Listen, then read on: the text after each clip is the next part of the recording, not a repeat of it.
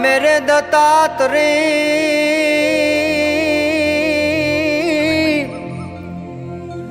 अन में तो मांगणार।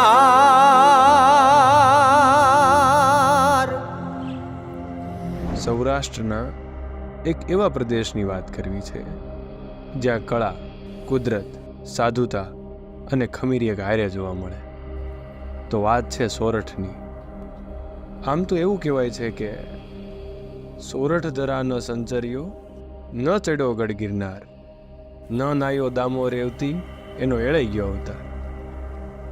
જુનાગઢ, જેને અહીંયાની ગામઠી ભાષામાં જુનાળા કહેવાય. જુનાગઢ જેટલું જૂનું નામ છે એટલો જ જૂનો ઇતિહાસ અને અહીંયાની વાતો છે.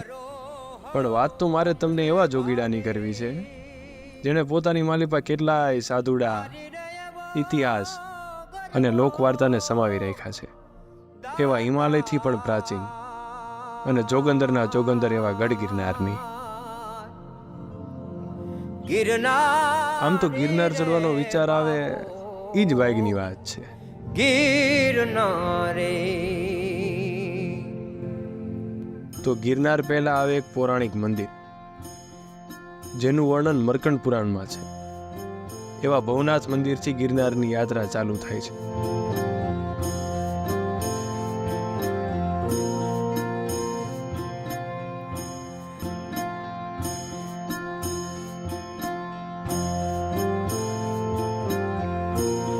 આમ તો કાળજુ મક્કમ હોય ને તો 10,000 પગથિયા ચડીને ગુરુ શિખર પર પહોંચવું કઈ અઘરું નથી હો.